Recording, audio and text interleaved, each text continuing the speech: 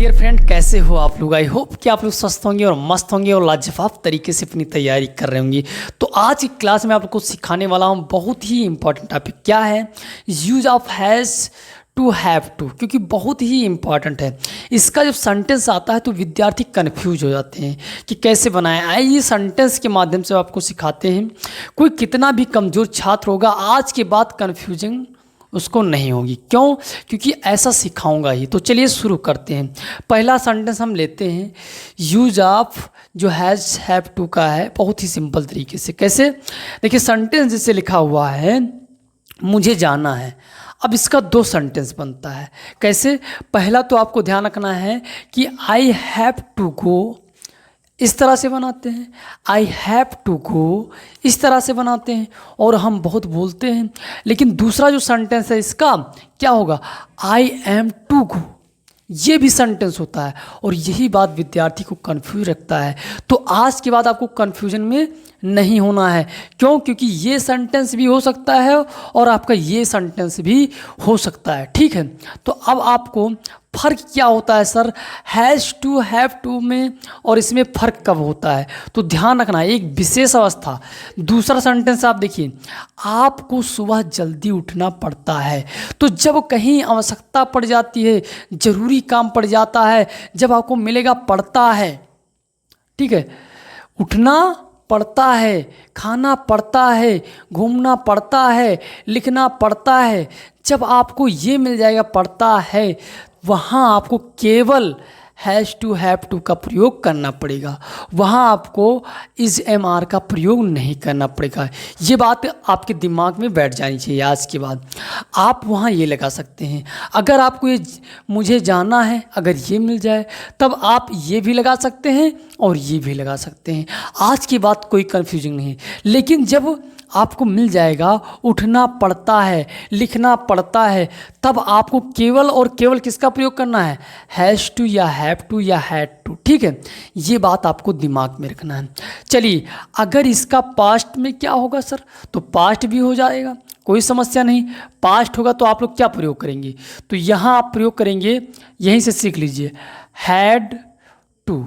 ठीक है, मुझे जाना था, तब आप क्या कर देंगे? केवल लिखेंगे I had to go. Simple, आसानी से बन जाएगा। इसका स्ट्रक्चर हम आपको बता दें इधर। चलिए हम आपको यहाँ सिखा देते हैं। सब्जेक्ट लिखोगे, फिर क्या लिखोगे सर? Had to. उसके बाद आप क्या लिख देंगे? वर्ब की फर्स्ट फॉर्म, फिर ऑब्जेक्ट लिख देंगे। ठीक है, ये आपका हो गया पास्ट। किसका? इसका। अगर इसका कहें तो हम बहुत सिंपल से इसका भी बना देते हैं। क्या होगा? सब्जेक्ट, फिर आप क्या लगा देंगे? Watch, wear. ठीक, इसके बाद आप क्या करेंगे? टू लिख देंगे, फिर आपका वर्ब का फर्स्ट फॉर्म, फिर ऑब्जेक्ट लगा देना है। कोई समस्या नहीं होनी चाहिए। अगर इसी तरह हम फ्यूचर की बात करें तो सिंपल है। सब्जेक्ट के बाद आप क्या लगा देंगे? विल। क्या लगा देंगे?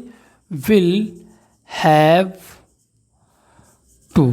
ठीक है, विल हैव टू, और हम ये लगा देंगे B1 और ऑब्जेक्ट। ठीक है, तो उम्मीद करते हैं ये बातें आपके दिमाग में बैठ गई हुई। अब देखिए, अब उसके बाद इधर बनाना चाहे तो हम इधर भी बना सकते हैं। केवल क्या लगा देना है? विल भी लगा देना है। बाकी आपका वर्ब के बाद, विल भी के बाद आपको क्या लगा देना है सर? टू लगा देना। फिर वर्ब का फर्स्ट फॉर्म, आप जानते हो, ऑब्जेक्ट ज्यों कहते हो। ठीक, ये बात आपको दिमाग में रखना ही रखना है। अगर इसका फ्यूचर बनाना है हमें, तब हम इस तरह बना सकते हैं और इस तरह भी बना सकते हैं। ठीक है, ये बात आपको दिमाग में रखना ही रखना है। उम्मीद करते हैं ये बातें आपके दिमाग में बैठ रही होगी। बहुत इंपॉर्टेंट है, कंपटीशन में आ जाएगा तो तुम्हारा दिमाग नहीं काम करेगा। हिंदी कहीं ये आ गया कि पढ़ता है, तब आप कहीं ये लिख दिए तो गलती ही गलती हो जाएगी। और कैसे सेंटेंस बनते हैं ज़रा ध्यान से देखिए। जिससे आपको अंग्रेजी में बोलना हो कि मुझे इंग्लिश नहीं बोलना है, तब आप कैसे भूलेंगे? तब कहेंगे देखिए यहाँ तो कई लोग क्या करते हैं, इसके बीच नॉट लगा देते हैं, जबकि ये ग्रामर के बेस पर राइट नहीं है।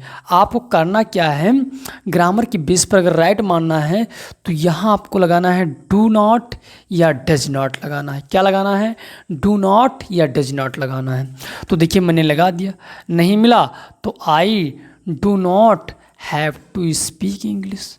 सिंपल तरीके से दिमाग में आ रहा है, इसकी प्रैक्टिस करो, कई बार प्रैक्टिस करो, अंग्रेजी एकदम दिमाग में बैठ जाएगा। ठीक है, कोई समस्या नहीं होना चाहिए। अब देखिए अगर इसी का पास्ट बनाना हो सर तो कुछ नहीं करना है, बस डिड नॉट लगा दो। क्या लगा दो? Did not. और इसी का हमें यहाँ नेगेटिव बनाना हो तो तुमको क्या करना है, यहाँ देखिए यहाँ के बाद आपको लगा देना है नॉट। वाज वेयर के बाद क्या लगा देना है? नॉट। यहाँ विल भी लिखा हुआ है, नॉट लगा दो। कोई समस्या?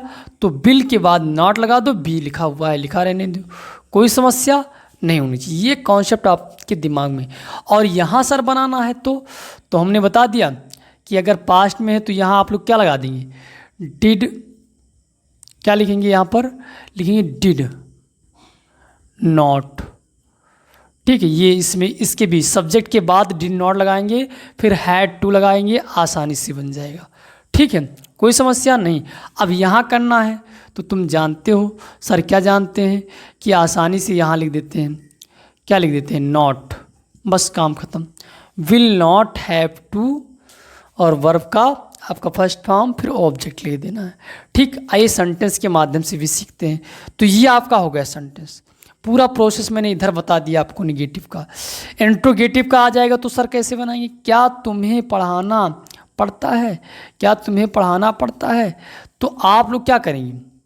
क्या तुम्हें पढ़ाना पड़ता है तो आप लोग अंग्रेजी बनाएंगे कि do you have to teach. Do you have to teach. अगर यही आपका पास्ट में होता केवल डिड कर दो, आसानी से बन गया। ठीक है, तो ये आपको दिमाग में रखना है।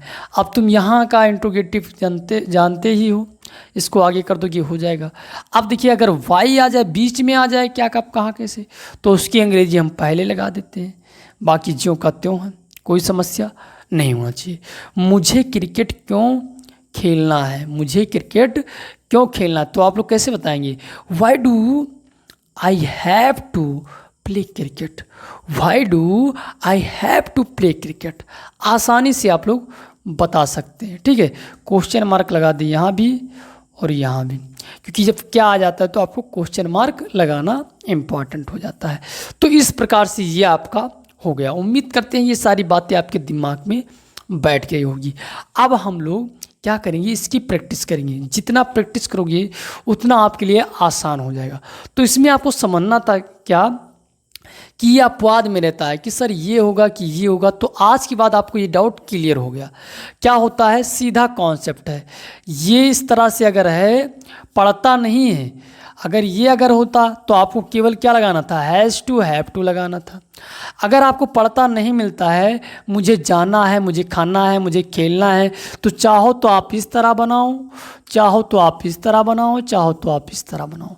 लेकिन जब आएगा पढ़ता है, लिखना पड़ता है, घूमना पड़ता है, खेलना पड़ता है, तब आपको केवल और केवल हैज़ टू हैव टू का प्रयोग करना पड़ेगा। ये कॉन्सेप्ट अपने दिमाग में रखना है। पूरा प्रोसेस मैंने बता दिया, निगेटिव का कैसे बनेगा, इंट्रोगेटिव का कैसे बनेगा, सारा कॉन्सेप्ट बहुत कम सेकेंडों में, कम मिनटों में आपके दिमाग में बैठा दिया। तो ये इम्पॉर्टेंट है। जब एग्ज़ाम में आता है तो विद्यार्थी का दिमाग नहीं काम करता है। आज के बाद कोई डाउट रहेगा ही नहीं। तो उम्मीद करते हैं ये बातें आपके दिमाग में बैठ गई होगी। अगर बैठ गई है तो वीडियो को लाइक कर दें। अगर चैनल पर पहली बार आए तो सब्सक्राइब कर दें। फिर मिलते हैं धमाकेदार वीडियो के साथ। तब तक के लिए धन्यवाद। जय हिंद।